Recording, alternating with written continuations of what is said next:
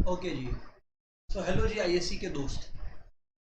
अभी रिसेंटली 28 अप्रैल को आप लोगों का सेमेस्टर 2 का कॉमर्स एग्जाम हुआ। इस वीडियो का पर्पस है आप लोगों के साथ डिस्कस करना question answer pertaining to semester 2 of your commerce question paper. आइए बातचीत करते हैं दोस्तों। पेपर अगर मेरा असेसमेंट आप लोग लोगे वॉज प्रिटी इजी, ठीक है। बाकी हम लोग आंसर डिस्कस करते हैं तो आप लोग देखो। The process of filling job vacancies within, देखो यार विद इन दी ऑर्गेनाइजेशन देखा तो फिर सोचने का ही नहीं है। इंटरनल रिक्रूटमेंट का बात हो रहा है। Specialist playing advisory role, advisory role जो होता है दोस्त लाइन एंड स्टाफ में होता है, ठीक है कि नहीं। डिवीजन में प्रोडक्ट वाइज या ज्योग्राफी वाइज डिवीजन होता है। फंक्शन में क्या होता है, डिपार्टमेंट वाइज डिवीजन हो जाता है। और डिसेंट्रलाइज स्ट्रक्चर तो कुछ और ही कॉन्सेप्ट है। तो इसीलिए answer line and staff structure है इसका, है ना। Which of the following is not a feature of informal organisation, मतलब फीचर ऑफ इनफॉर्मल ऑर्गेनाइजेशन नहीं है, मतलब किसका फीचर होना चाहिए, फॉर्मल का। They are based on division of labour, ये फॉर्मल ऑर्गेनाइजेशन का स्ट्रक्चर है। Market research serves as an intelligence wing of business, ये असर्शन है, ठीक है। Because it helps in formulating strategies and policy. हाँ, दोनों स्टेटमेंट सही है और जो रीजन दिया गया है टू एक्सप्लेन दी असर्शन वो भी सही है। तो इसलिए we can go ahead with option A, है ना।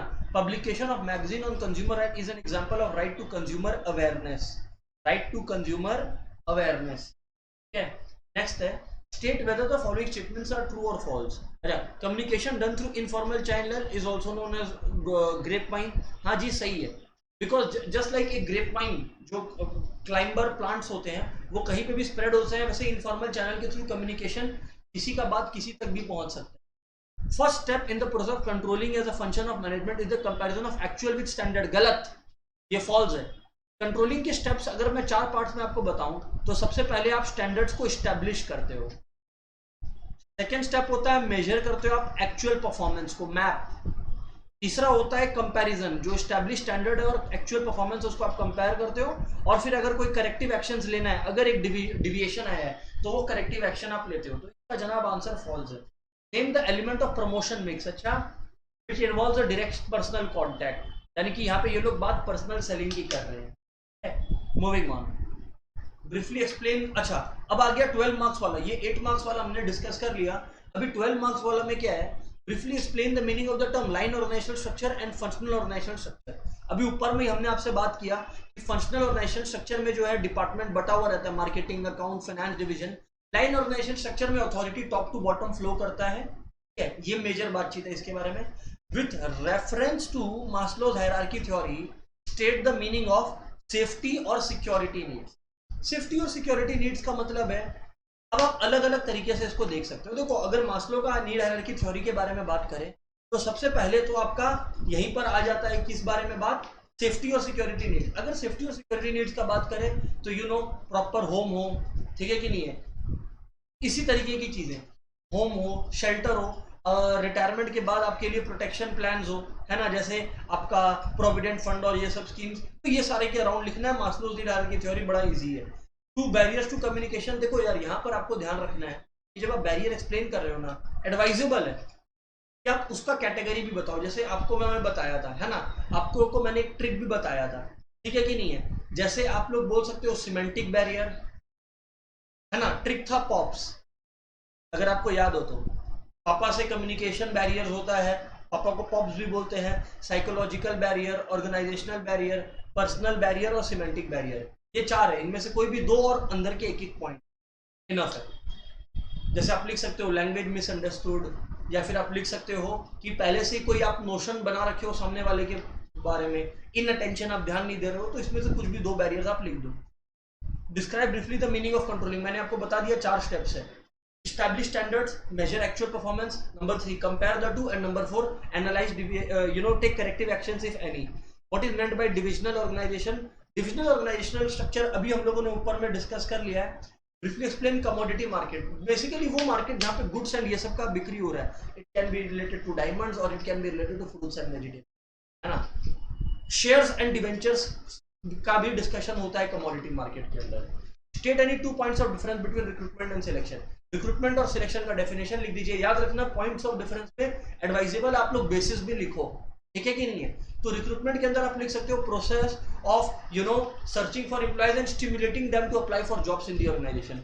और सिलेक्शन का मतलब होता है keeping the rightful candidates to ensure right person at the right job.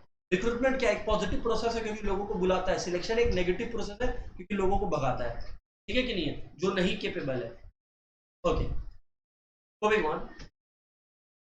Question number 8 में है, vehicle limited is an automobile manufacturer in India, it makes 1 million cars across every year and has a sales network of company approved retailer who sells car across cities. Okay, fantastic.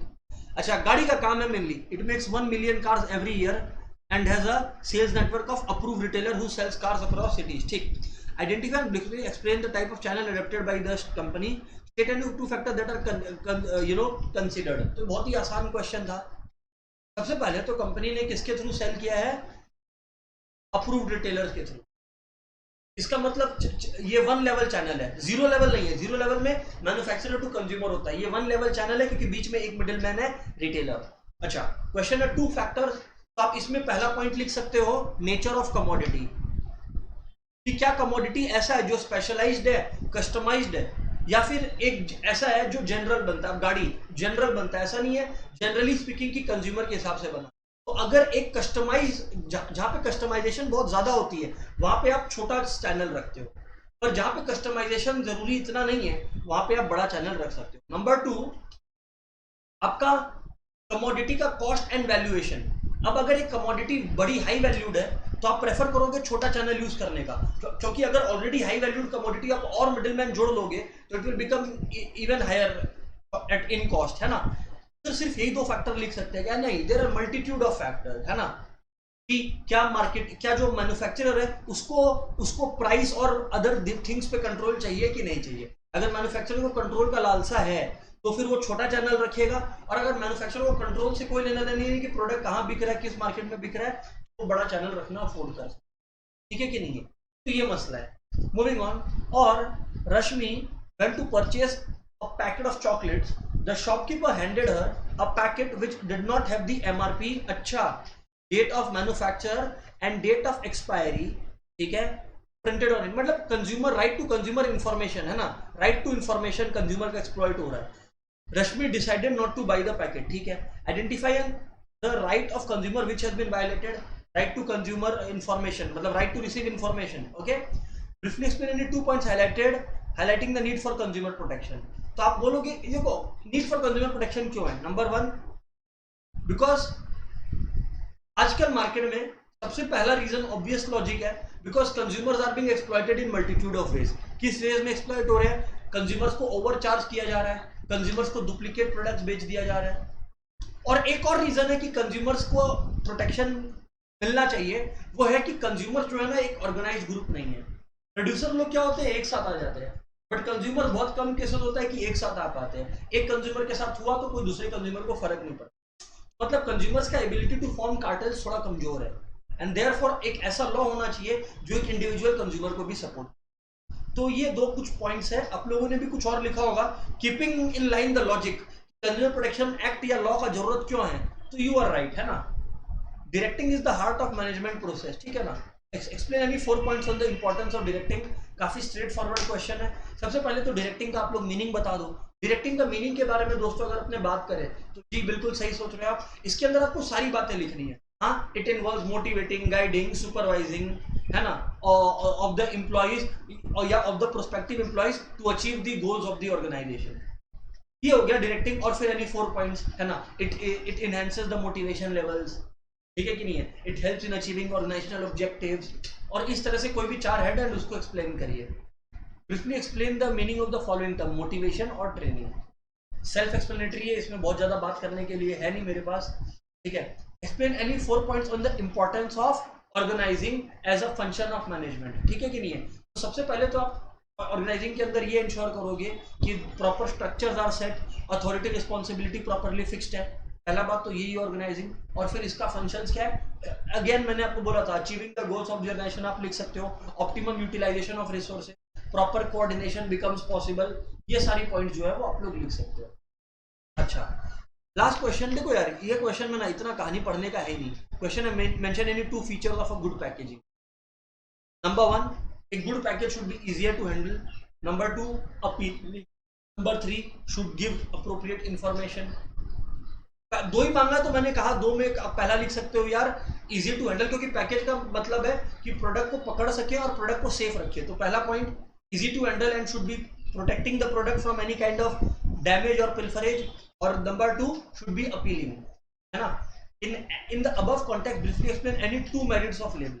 Labelling के कोई भी 2 advantage, है ना। अब इसमें क्या लिखा है, आपको पहला एडवांटेज आप लेबलिंग का लिख सकते हो कि it informs the consumers about the terms of use of the product. Number 2 लिख सकते हो it informs about price, quality, quantity etcetera. Consumers can know that if the product contains something which they might be allergic against, मतलब ये सारी चीजें labelling का आप लिख। तो दोस्तों एज यू कैन सी कि पेपर बड़ा ही व्हाट शुड आई से जनरल था, बहुत ज़्यादा, मतलब इसमें कुछ ऐसा नहीं है कि रॉकेट साइंस क्वेश्चन आ गया, which is indeed a good news. तो लेट्स सी आप लोग कितना लाते हो, बट ये वीडियो को छोटा रखेंगे। द पर्पस इज कि आपको आंसर्स मिलने चाहिए थे, विच आई थिंक आपको मिल गए हैं। Please focus on your next exam. Good luck, bye bye.